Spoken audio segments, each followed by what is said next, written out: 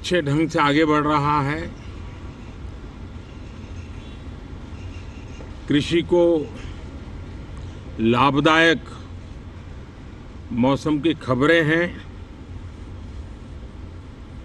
और बारिश किसानों की अर्थव्यवस्था, देश की अर्थव्यवस्था, ग्रामीण अर्थव्यवस्था और इतना ही नहीं, हर परिवार की अर्थव्यवस्था में एक बहुत महत्वपूर्ण होता है। अब तक जो मुझे जानकारी दी गई है उस हिसाब से पिछले 10 वर्ष में जो पानी का भंडार हुआ है इस बार, वो करीब करीब 3 गुना हुआ है, जिसका आने वाले दिनों में भी देश के अर्थतंत्र को बहुत लाभ होगा। साथियों, ये मॉनसून सत्र राष्ट्र के लिए ये बहुत ही गौरवपूर्ण सत्र है। ये मॉनसून सत्र राष्ट्र के लिए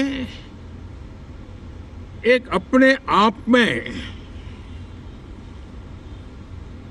विजयोत्सव का रूप है।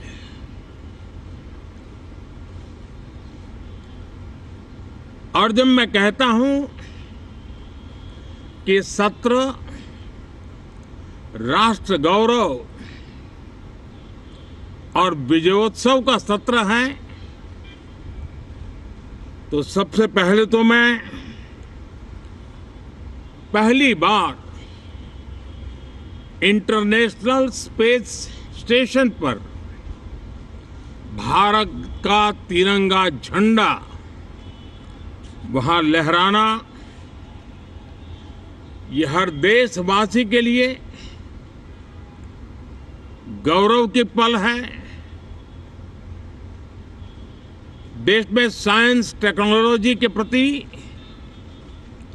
इनोवेशन के प्रति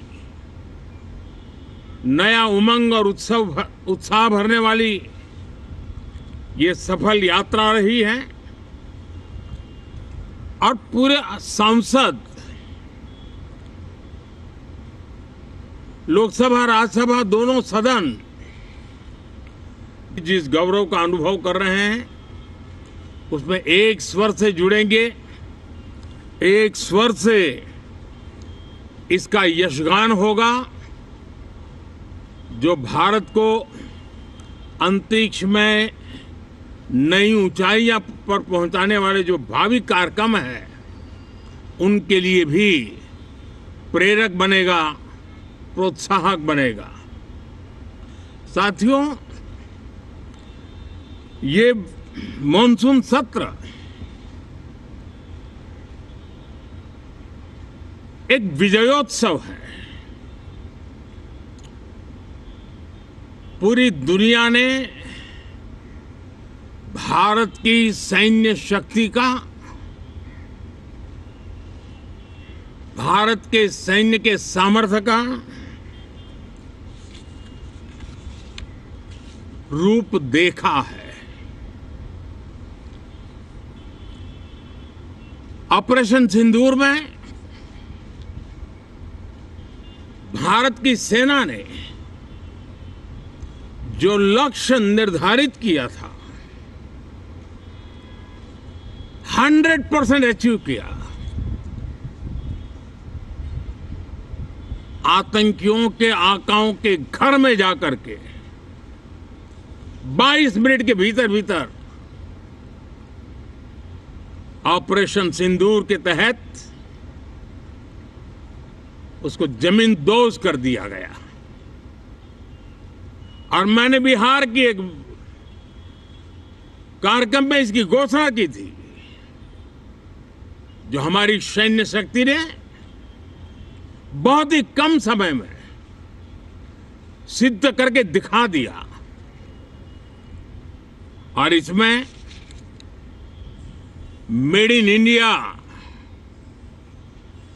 सैन्य शक्ति का ये नया स्वरूप,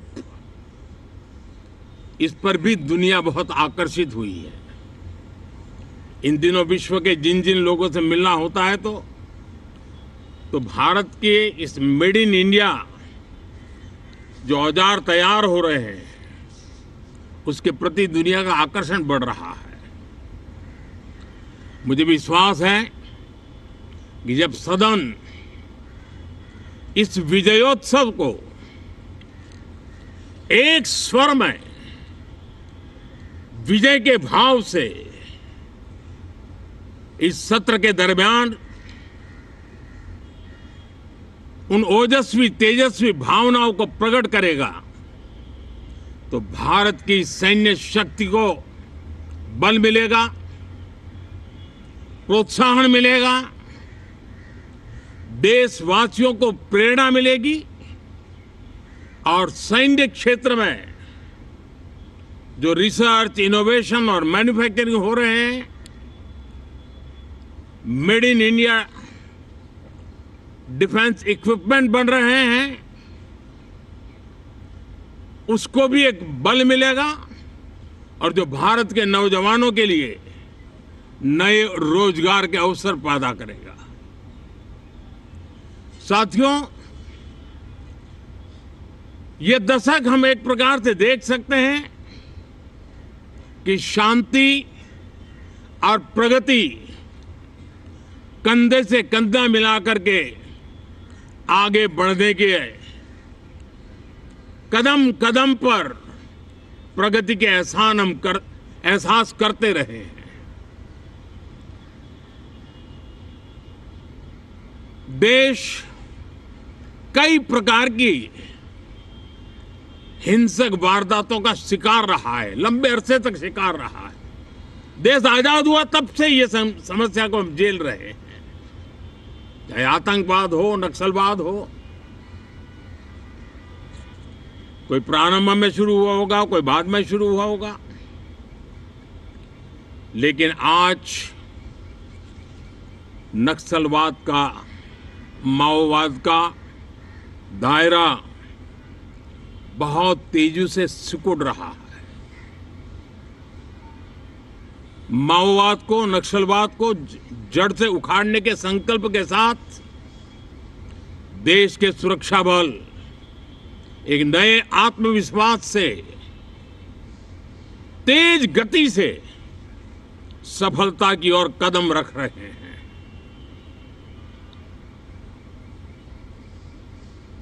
और मैं गर्व से कह सकता हूं,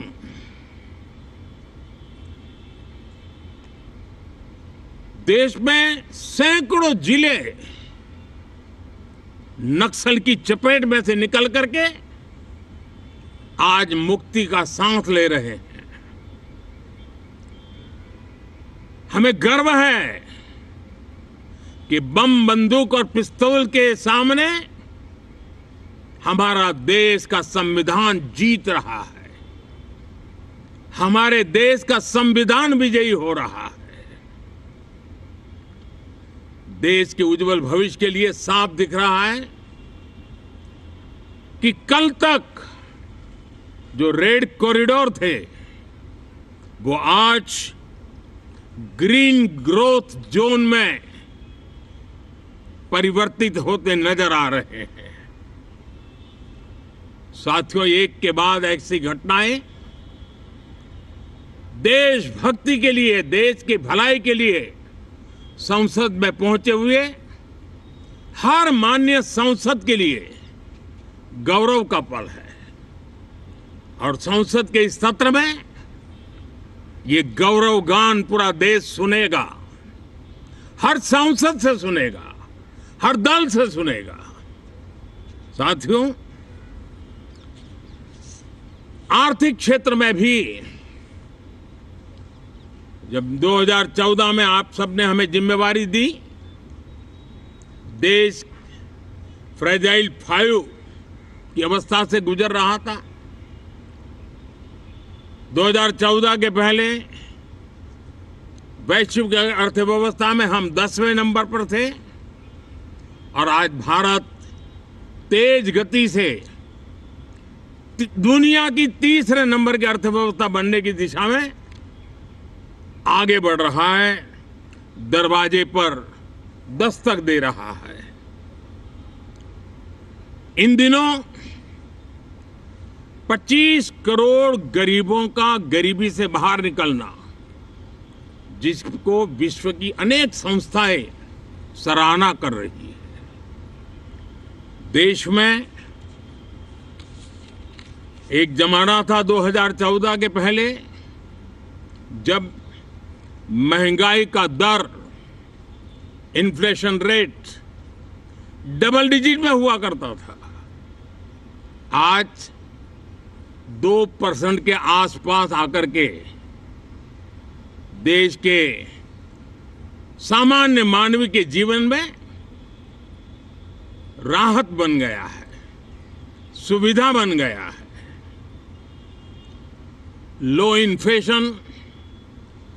लो इन्फ्लेशन के सामने हाई ग्रोथ एक अच्छे विकास यात्रा की दिशा है। साथियों, डिजिटल इंडिया, यूपीआई आज भारत के एक नए सामर्थ्य को दुनिया देख रही है, पहचान रही है, और ज्यादातर देश में उसके प्रति एक आकर्षण पैदा हो रहा है। यूपीआई ने फिनटेक की दुनिया में अपने एक नाम कमाया है।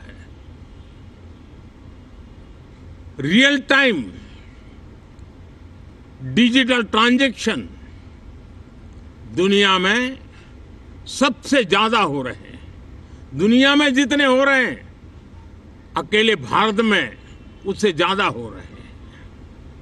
साथियों, पिछले दिनों इंटरनेशनल लेबर ऑर्गेनाइजेशन का एक वैश्विक समागम था और उसमें भारत ने बहुत बड़ी ऊंचाई प्राप्त की है।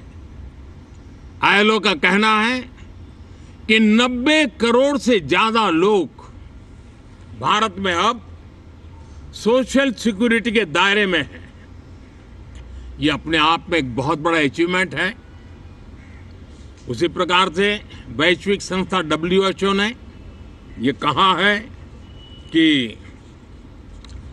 भारत अब आंख की जो बीमारी आमतौर पर बारिश के सीजन में ज्यादा देखी जाती थी, ट्रैकोमा, अब भारत को WHO ने ट्रैकोमा फ्री घोषित किया है। तो आरोग्य के क्षेत्र में भी ये अपने आप में एक महत्वपूर्ण भारत के लिए सिद्धि है। साथियों, पहलगाम की क्रूर अत्याचार, नरसंहार, पूरी दुनिया चौंक उठी थी। आतंकवादी और आतंकवादी के आके दुनिया का ध्यान उनकी तरफ केंद्रित हुआ था। और उस समय दल हित छोड़ करके देश हित में हमारे ज्यादातर दलों के प्रतिनिधि, ज्यादातर राज्यों के प्रतिनिधि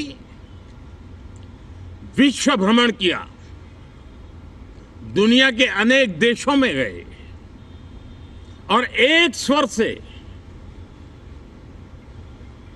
दुनिया के सामने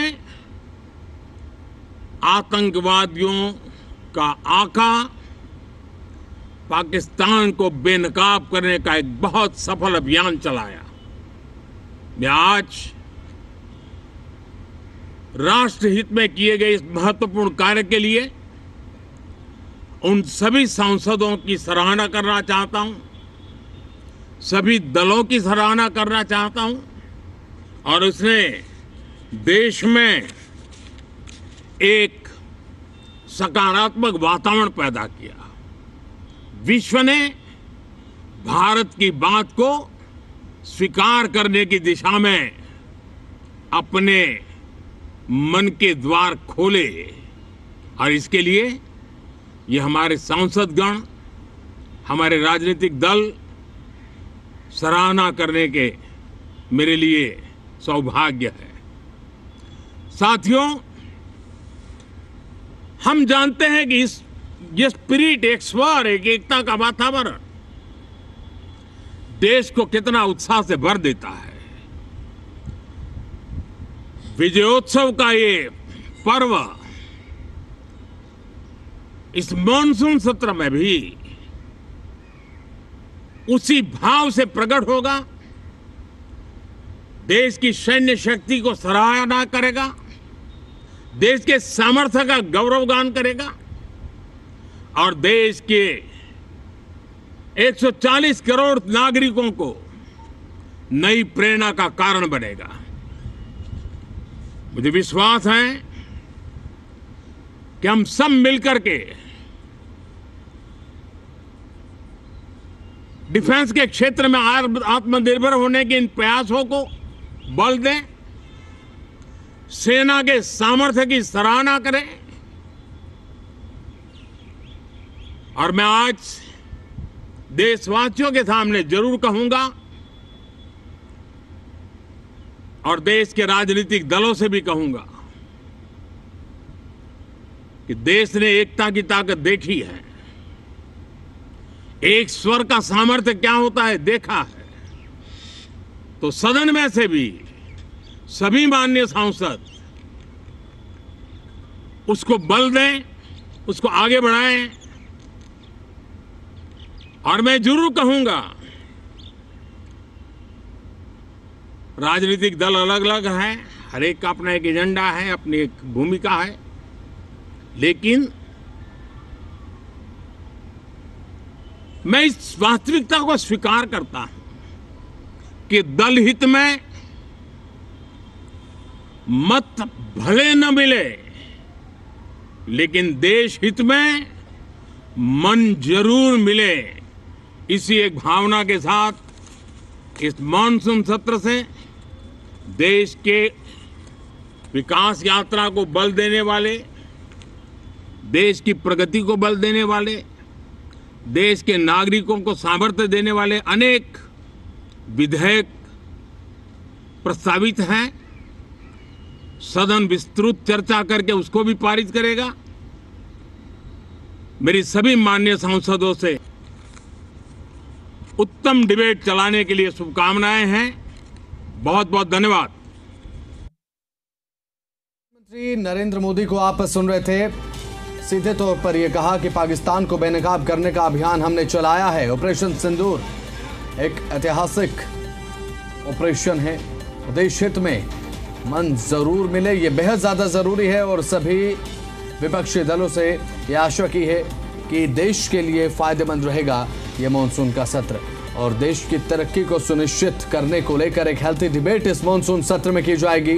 ये तमाम बातें प्रधानमंत्री नरेंद्र मोदी ने कही हैं और साथ ही साथ अपनी सरकार की उपलब्धियों को भी गिनाते हुए प्रधानमंत्री नरेंद्र मोदी नजर आए। पाकिस्तान को बेनकाब करने का अभियान हमने चलाया, ये तमाम बातें प्रधानमंत्री नरेंद्र मोदी ने कही हैं। अभी से कुछ ही देर के बाद मॉनसून सेशन की कार्रवाई जो है वो शुरू हो जाएगी।